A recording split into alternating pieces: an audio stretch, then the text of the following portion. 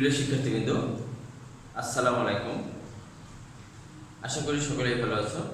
আমি মোহাম্মদ কামরুল ইসলাম, সিনিয়র শিক্ষক, National Institute and High School. আজকের ভিডিও ক্লাসের আলোচ্য বিষয় অষ্টম শ্রেণীর সাধারণ গণিত। এই সাধারণ গণিতের আজকের আলোচ্য বিষয় হচ্ছে অনুশীলনী 6.1 এর উপর বিস্তারিত আলোচনা, অর্থাৎ রিভিশন ক্লাস। যেহেতু ইতিপূর্বে আমাদের দুইটা ক্লাসে 6.1 এর যে দুইটা নিয়মের অঙ্ক আছে, এই দুইটা নিয়মের অঙ্কই আমরা সমাধান করেছি এবং কিভাবে সমাধান করতে হবে তার ধাপসমূহ দেখেছি। আজকে আমরা দেখব এই দুইটা নিয়মের ভিত্তিতে কিভাবে একটা সৃজনশীল প্রশ্ন গঠিত হয় এবং এই সৃজনশীল প্রশ্নের অ্যান্সার কিভাবে আমরা সমাধান করতে পারি। তো চলো শিক্ষার্থীরা, আমরা আমাদের ক্লাসে চলে যাই। তো আজকের ক্লাসের আলোচনার সুবিধার্থে আমি একটা সৃজনশীল প্রশ্ন তৈরি করে রেখেছি, যেটা আমাদের এই 6.1 অনুশীলনীর সাথে সম্পর্কিত। এখানে সৃজনশীলে দেখা যাচ্ছে দুটো সমীকরণ আছে, সরল সমীকরণ, যেখানে প্রথম সমীকরণে বলা হয়েছে 9x - 7y = 13। দ্বিতীয় সমীকরণে বলা হয়েছে 5x - 3y = 9। এই দুটো সমীকরণ দেওয়া আছে। এই সমীকরণ দুটো থেকে যে ধরনের প্রশ্ন হতে পারে শুধুমাত্র আমি আজকে আলোচনা করছি 6.1 এর ভিত্তিতে যদি কোনো সৃজনশীল হয়ে থাকে। যেহেতু আমাদের 6.1 এর ভিত্তিতে সৃজনশীল, সেজন্য আমাদের সমস্ত প্রশ্নই ক, খ, গ এই তিনটা প্রশ্নই আমাদের তৈরি হবে 6.1 কে ভিত্তি করে। তো সুতরাং আমাদের ক নম্বর প্রশ্নটা এই ধরনের হবে যে দ্বিতীয় সমীকরণ হতে x এর মান y এর মাধ্যমে নির্ণয় করো, অথবা অন্য প্রশ্ন যদি এরকম সেট করা হয় সেখানে বলতে পারে যে y এর মান x এর মাধ্যমে নির্ণয় করো। অর্থাৎ যে কোনো একটা সমীকরণ থেকে আমাদের যে কোনো একটা চলকের মান নির্ণয় করতে বলবে। খ নম্বর বলতে পারে যে সমীকরণটার প্রতিস্থাপন পদ্ধতিতে সমাধান করো। গ নম্বর বলতে পারে সমীকরণটা অপনয়ন পদ্ধতিতে সমাধান করো। যেহেতু আমাদের এই অধ্যায় রিলেটেড প্রশ্ন, সুতরাং আমাদের এই প্রশ্নগুলোর মধ্যেই সীমাবদ্ধ থাকতে হবে। তো চলো আমরা ক নম্বর প্রশ্নের সমাধানটা দেখি কিভাবে সমাধান করা যায়। ক সমাধান, সেক্ষেত্রে যেটা আমাদের বলছে দ্বিতীয় সমীকরণ থেকে, তার দ্বিতীয় সমীকরণ হতে পাই লিখব দ্বিতীয় সমীকরণ হতে পাই। দ্বিতীয় সমীকরণ থেকে কি পাচ্ছি আমরা? দ্বিতীয় সমীকরণটা আগে লিখব 5x - 3y = 9। এখন এখান থেকে আমাকে দেখতে হবে প্রশ্নে কি বলেছে। যেটা আমাদের প্রশ্নে বলছে x এর মান, তার মানে এখান থেকে x টাকে সমান সমানের বাম পাশে রাখতে হবে। x টাকে সমান সমানের বাম পাশে রাখতে, তাহলে সেক্ষেত্রে আমরা করতে পারি কি, বা 5x, তাহলে অন্য যে উপাদানগুলো আছে সেগুলোকে সবই আমরা সমান সমানের ডান পাশে নিয়ে যাব। সেক্ষেত্রে তাহলে কি হয়, 9 + 3y, যেহেতু 3 আগে মাইনাস ছিল প্লাস হয়ে গেল। এখন এখান থেকে আমরা বলতে পারি অতএব x = 9 + 3y / 5। এই যে দেখো অবস্থাটা আসলো, এই অবস্থাটার মধ্যে কি হলো, এই অবস্থাটা হচ্ছে x এর মান নির্ণয় হয়েছে। এবং যেহেতু এই মানটা সম্পূর্ণরূপে আমরা বের করতে পারি নাই, যেখানে একটা চলক y রয়ে গেছে, সেজন্য এই আকারটাকে বলা হয় যে x এর মান y এর মাধ্যমে প্রকাশ করা হলো। এইভাবে আমরা যদি বলে y এর মান x এর মাধ্যমে প্রকাশ করব, সেক্ষেত্রে y কে পাশে রেখে x টাকে ওই পাশে নিয়ে আমরা সমাধান করব। তো চলো বন্ধুরা, এখন আমরা দেখব খ নংয়ের সমাধান কিভাবে করা যায়। যেহেতু খ নংয়ের সমাধান করছে প্রতিস্থাপন পদ্ধতি, সেহেতু খ এর সাথে ক এর একটা সম্পর্ক আছে। তো আমরা আগেই উল্লেখ করে নিব, যেহেতু আমরা ক নং থেকে একটা মান পেয়েছি, লিখব ক নং। আগে সমীকরণ দুটো লিখে নিব যে দেওয়া আছে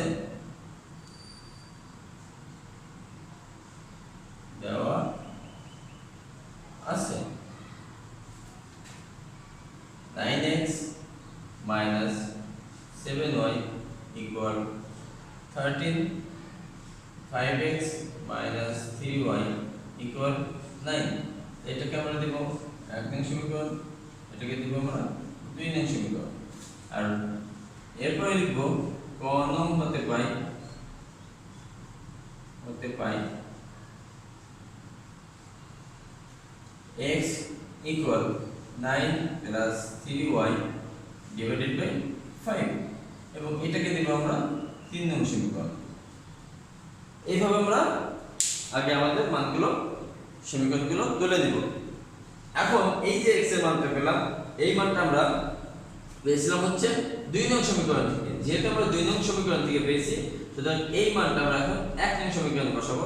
আমি প্রতিস্থাপন ক্লাসে আলোচনা করেছিলাম যে সমীকরণ থেকে মান বের করা হয় তার অপর সমীকরণে চলকের মানটা বসাতে হয়। এখন আমরা 1 নং সমীকরণে বলবো 1 নং সমীকরণে x এর মান বসিয়ে পাই। তাহলে এখানে যদি x এর মান বসাই দিই তাহলে 9 ইনটু x এর পরিবর্তে আবার এই মানটা বলবে 9 plus 3y divided by 5 minus 7y equal 30। বা এখান থেকে আমরা মান বের করব। আগে 9 টা গুণ করি, 9 81 plus 27y divided by 5 minus 7y equal 30। এখন আমরা এখানে লসাগু করব।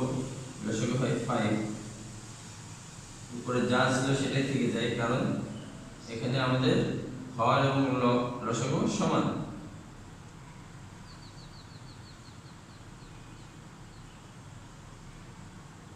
বা এখন আড়াআড়ি গুণ করলে আমরা কি পাচ্ছি 81, যেহেতু 13 এর নিচে 1 আছে, 1 দিয়ে এটাকে গুণ করলে এগুলো পাওয়া যাবে 35 থেকে 27 চলে গেলে থেকে মাইনাস 8y ইকুয়াল 65 বা মাইনাস 8y ইকুয়াল 65 মাইনাস 81 বা y ইকুয়াল, এখানে বিয়োগ করলে কি থাকে, এখানে বিয়োগ করলে 81 থেকে 65 চলে গেলে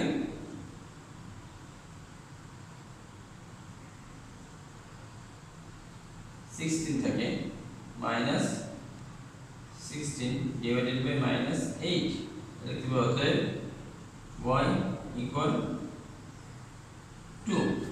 তাই এইভাবে আমরা y এর মানটা বের করব। তারপর আমরা যেটা করব সেটা হচ্ছে x এর মানটা সমাধান করব। x এর মানটা সমাধান করতে গেলে আমাদের কি করতে হবে, এখন যেটা করতে হবে সেটা হচ্ছে আমরা লিখব যে y এর মান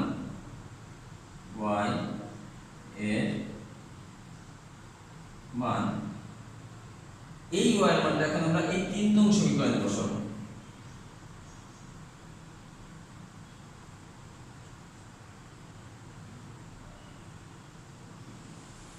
3 নং সমীকরণ বসাবো।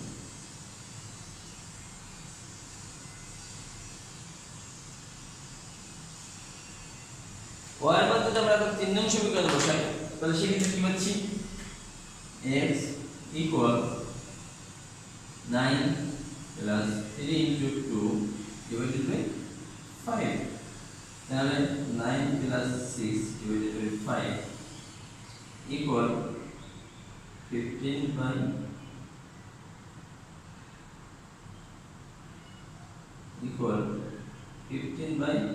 5 equal 3। তাহলে x এর মান পেলাম 3, y এর মান পেলাম 2। আমি বলছিলাম গত ক্লাসে যে অবশ্যই আমাদের এখান থেকে অ্যানসার লিখতে হবে। তো নির্ণয় সমাধান x, y equal 3, 2। এইভাবে আমাদের প্রতিস্থাপন পদ্ধতির অঙ্কের সমাধান করতে হবে।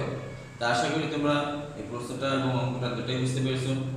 তা এই ধরনের সৃজনশীল তোমরা বাসায় বেশি বেশি প্র্যাকটিস করবে, তাহলে প্রতিস্থাপনে এই ধরনের সমস্যার সমাধান করতে পারবে এবং এই ধরনের প্রতিস্থাপন অঙ্কের কোনো সমস্যা তোমাদের থাকবে না। তো চলো বন্ধুরা, এখন আমরা আমাদের গ নম্বর প্রশ্নের সমাধানটা দেখব, কিভাবে আমরা সমাধান করতে পারি। তাই এই ক্ষেত্রে আমাদের আগে যেটা করতে হবে যে আগে সমীকরণটা তুলে নিতে হবে। দেওয়া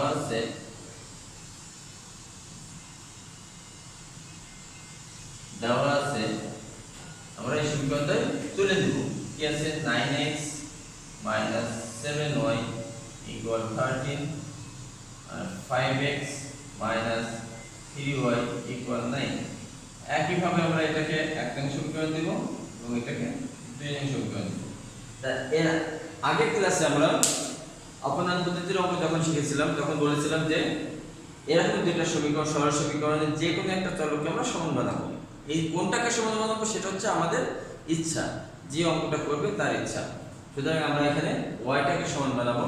তো ওয়াইটাকে সমান বানাতে গেলে আমাদের কি করতে হচ্ছে? আমরা বলছিলাম যে গত ক্লাসে বলছি যে দ্বিতীয় সমীকরণের ওয়াই যে সহগ থাকবে সেটা দ্বারা এক নংকে, আর প্রথম সমীকরণে ওয়াই যে সহগ থাকবে সেটা দ্বারা দুই নংকে গুণ করব। তো আমরা এখানে লিখব যে 1 নং কে 3 ও 2 নং কে 7 দ্বারা গুণ করে পাই। তার এক নংকে 3 দ্বারা গুণ করলে 3 নং 27x - 3 21y 3 নং 39। এটাকে 7 দ্বারা গুণ করলে 35x - 21y 63। এখন বন্ধুরা আমরা বলছিলাম যে আমাদের গত ক্লাসে বলা হয়েছিল যে আমরা দেখব যে কোন চলকটাকে আমরা সমান বানালাম এবং সেই চলকের সামনে যদি একই রকম চিহ্ন থাকে, দুইটা সমীকরণেই, তাহলে আমরা সেখানে বিয়োগ করব, আর যদি ভিন্ন চিহ্ন থাকে তাহলে সেখানে আমরা যোগ করব। যেহেতু আমাদের এখানে ওয়াইটাকে সমান বানাইছি এবং দুটো চিহ্ন একই রকম আছে, তাহলে আমরা এখানে বিয়োগ করব। আর বিয়োগ করার ক্ষেত্রে বলা হয়েছিল অবশ্যই যেন আমরা দ্বিতীয় সমীকরণের যে রাশিগুলো থাকবে, যে রাশিগুলো গুণ করে পাওয়া যাবে, তাদের চিহ্নগুলো পরিবর্তন করে নিব। তাই এই ক্ষেত্রে আমরা এটা চিহ্ন পরিবর্তন করলে যেহেতু প্লাস আছে মাইনাস হয়ে যাবে, এটা মাইনাস প্লাস হয়ে যাবে, এটা প্লাস আছে মাইনাস হয়ে যাবে। তাহলে এখন আমরা কি বিয়োগ করব? বিয়োগ করলে 35 থেকে 27 চলে গেলে থাকে -8x ইকুয়াল, আর 63 থেকে 39 চলে গেলে -24।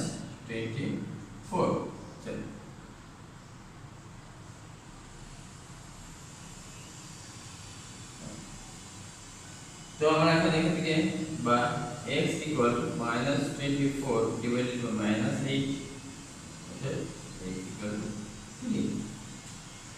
তো আমরা এইভাবে x এর মান পেয়ে গেলাম। এখন এই x এর মান আমাদের যে কোনো একটা সমীকরণে বসালে y এর মান পেয়ে যাবে। আমরা এখানে লিখব যে x এর মান 9 নং এ বসাই। x এর মান যদি এখানে বসাই তাহলে কি হয়? 27 * 3 - 21 y ইকুয়াল 39। তাহলে এখন আমরা এখান থেকে বলছি কি -21 y ইকুয়াল 39 মাইনাস 81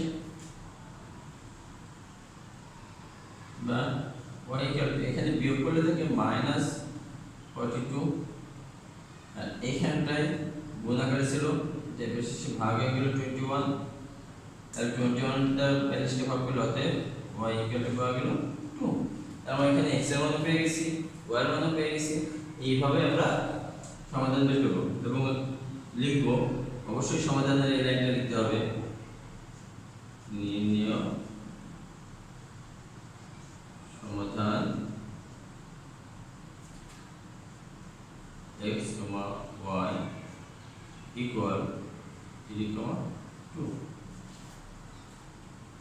তো এখানে একটা কথা বলে রাখি যে একই সমীকরণে যে কোনো পদ্ধতিতে আমরা সমাধান করি না কেন, সরল সমীকরণে সকল ক্ষেত্রে সমাধান একই আসবে।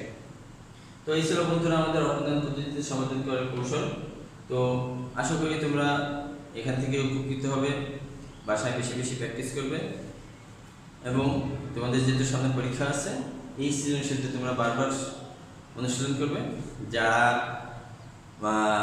একবার ক্লাস করছো বা হয়তো আগে করছো বোঝো নাই, তারা এই ক্লাসটা ভালো করে দেখবে, বেশি বেশি দেখবে।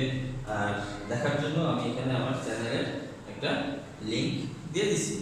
যারা এখনো আমার চ্যানেল সাবস্ক্রাইব করা নাই তারা আমার চ্যানেলটা সাবস্ক্রাইব করবে এবং বেল বাটনটা অন করে দিবে, নোটিফিকেশন বাটনটা অন করে দিবে, যাতে তোমরা আমার নিয়মিত যে ভিডিওগুলো আপলোড করব সেই ভিডিওগুলো আপলোড হওয়ার সাথে সাথে তোমরা জানতে পারো যে আমার একটা নতুন ভিডিও আমার চ্যানেলে আপলোড হয়েছে। তা আশা করি সকলেই সুস্থ থাকবে, ভালো থাকবে। আল্লাহ হাফেজ।